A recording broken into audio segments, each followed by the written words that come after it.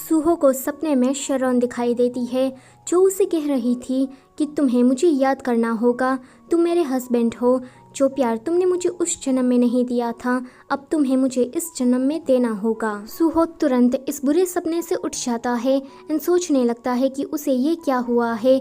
अगले दिन वो हेरा से कहता है कि आगे से तुम शरॉन से मिलने के लिए मत जाना। हेरा उसे पूछती है कि ऐसा क्यों, पर फिर वो उसकी बात को मान जाती है। सूहो जब कंपनी आता है तो उसका एक एम्प्लॉय ये पेंटिंग उसे गिफ्ट में देता है क्योंकि वो पेंटिंग सूहो को काफी पसंद आ गई थी। पर सूहो जब भी इस पेंटिंग की तरफ देखता है तो उसे बार बार शरॉन की आवाज सुनाई देती है कि तुम्हें मुझे याद करना होगा, तुम मेरे हस्बैंड हो। दूसरी तरफ आंटी के जरिए शरॉन को पता लगता है कि सूहो और हेरा शादी करने वाले हैं। उसे ये सुनकर बहुत ही ज्यादा गुस्सा आता है।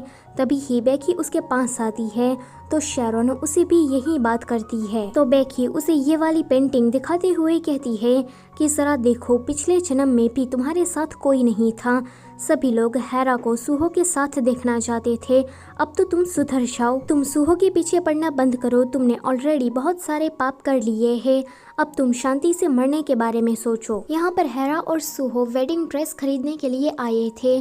हेरा वेडिंग ड्रेस में बहुत ही ज्यादा प्रिटी लग रही थी तो सूहो उसकी कुछ फोटोज खींच लेता है। सब कुछ अच्छे से ही जा रहा था पर यहाँ एक प्रॉब्लम आ जाती है।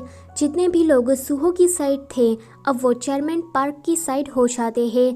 सभी लोग सूहो से कहते हैं कि अब उन्हें रीडेवलपमेंट करवाना है, अब उन्हें पुराने घर में नहीं रहना है, उनको भी मॉडर्न फैसिलिटीज चाहिए। बहुत सारे लोग सूहो पर भड़के हुए थे।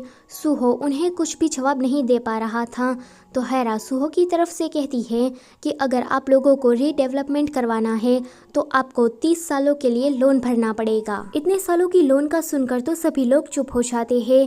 हेरा कहती है कि सूहो का जो प्रोजेक्ट है उसमें आपको ज्यादा खर्चा करने की जरूरत नहीं पड़ेगी और आपके ये ट्रेडिशनल हाउस वैसे के वैसे ही रहेंगे। वहाँ पर जितने भी लोग थे वो इतना ज्यादा खर्चा नहीं करना चाहते थे, इसीलिए वो लोग फिर से सूहो की साइड हो जाते हैं। शरॉन हेरा को अपने स्टोर बुलाती है एंड उसे कहती है कि मैंने सुना है कि तुम शादी करने वाली हो तो मैं तुम्हारी शादी का ड्रेस बनाना चाहती हूँ। हेरा उसे कहती है कि अब मुझे उसकी ज़रूरत नहीं है। शरॉन उसे कहती है कि मुझे सूहो पसंद है, क्या करूँ, वो इतना अच्छा है कि मैं खुद को रोक ही नहीं पाई। हेरा उसे कहती है कि ये सारी बातें तुम मुझे क्यों बता रही हो। शरॉन कहती है कि तुम्हें ये लगता है ना कि मैं बहुत ही ज़्यादा अजीब हूँ, पर कोई नहीं, इस बार मैं तुम्हारे लिए सूहो को जाने दे रही हूँ। दूसरी तरफ सूहो को शरॉन की बार बार आवाज़ सुनाई दे रही थी तो वो बेकी के पास जाकर इन सारी चीजों के बारे में उसे बताता है। बेकी उसे कहती है कि वो औरत एकदम पागल है, तुम उसकी बातों पर ध्यान मत दो। सूहो कहता है कि आपने उस दिन जो कहानी मुझे सुनाई थी, मुझे ऐसा लगता है कि वो मेरी पास्ट लाइफ थी, क्योंकि मुझे जब भी शरॉन की आवाज सुनाई देती है तो मुझे बिल्कुल उसी तरह के विजन आते हैं। बेकी उसे कहती है कि तुम्हें जल्दी ही पास्ट लाइफ के बारे में पता लग जाएगा क्योंकि चंबो की कब्र मिल गई है, उस कब्र में कुछ डॉक्यूमेंट्स है, बस तुम्हें इतना याद रखना है कि जिस औरत ने अच्छे कपड़े पहने हैं और तुम्हारी वाइफ होने का ढोंग कर रही है वो बुरी औरत है, और जिसने नौकरानी जैसे कपड़े पहने हैं और जिसके चेहरे पर स्कार है वही तुम्हारा असली प्यार है। सूहो ये सुनकर अपने घर चला जाता है।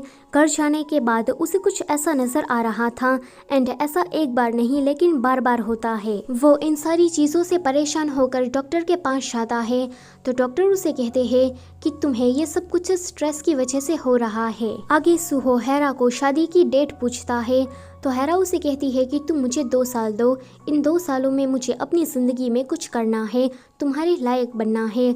तो ये सुनकर वो मान जाता है। बेकी चोम्बोक के पास से कब्र में से मिले डॉक्यूमेंट मांगती है तो ऑफ कोर्स चोम्बोक तो मना ही करने वाला था।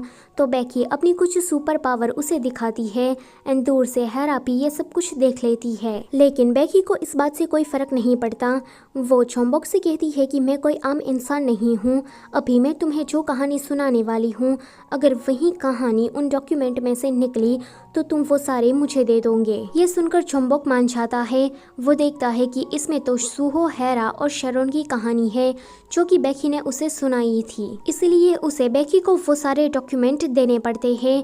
बेकी तुरंत सूहो को ये कहानी जानने के लिए बुला लेती है, मगर जब शैरॉन को इसके बारे में पता लगता है तो वो बेकी से झगड़ा करने के लिए आ जाती है। तभी ही वहाँ पर सूहो आता है एंड वो उन सारे डॉक्यूमेंट्स को देख लेता है। शैरॉन नहीं चाहती थी कि सूहो को अपनी पास्ट लाइफ के बारे में पता चले, मतलब कि शैरॉन उसे ये नहीं दिखाना चाहती थी कि उसने पास्ट लाइफ में हेरा और उसके साथ कितना ज्यादा बुरा किया। वो जल्दी से उन पेपर्स को लेकर चलाने लगती है, मगर ऐसा हो नहीं पाता। वो पेपर नहीं चलते बल्कि शैरॉन का कर्ज ही एक्टिवेट हो जाता है। वो दर्द से बहुत ही ज्यादा चिल्ला रही थी तो सूहो उसके पास जाता है, मगर उसका भी हाथ चल जाता है। ये देखकर वो काफी ज्यादा शॉक्ड होता है कि यहाँ पर ये सब कुछ हो क्या रहा है। अभी अभी शैरॉन ने जो पेपर चलाने की कोशिश की, इस वजह से उसके चेहरे पर भी वंडरिंग घोस्ट का निशान आ जाता है।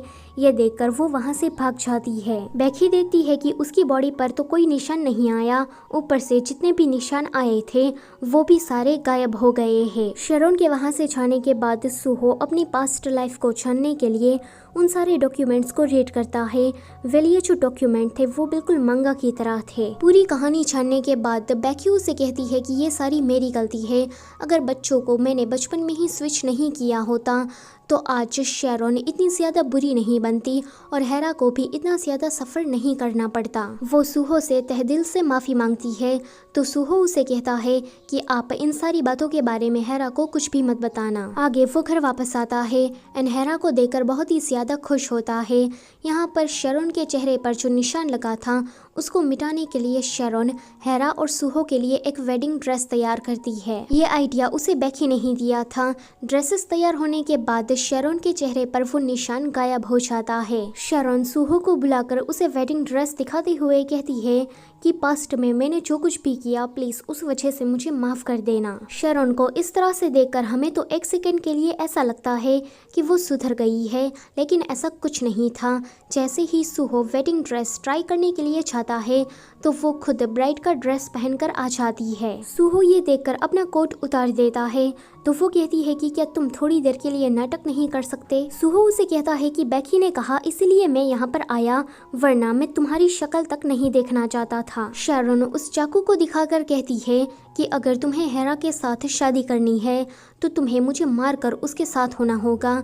सूहो उसे कहता है कि मुझे ऐसा कुछ भी नहीं करना है तो वो कहती है कि अगर तुम मुझे मारना नहीं चाहते तो मैं खुद को मार दूंगी। सूहो को लगता है कि ये पागल हो गई है तो वो वहाँ से जाने लगता है, मगर शैरॉन को इतना ज्यादा गुस्सा आता है कि वो सूहो को ही स्टेप कर देती है और वहाँ से भाग जाती है। सूहो देखता है कि हेरा का कॉल आ रहा है। वो रिसीव करना चाहता था लेकिन वो इतना ज्यादा दर्द में था कि वो ऐसा नहीं कर पाता एंड वहीं पर ही बेहोश हो जाता है। इसी के साथ ये पार्ट यहीं पर ही ख़त्म होता है।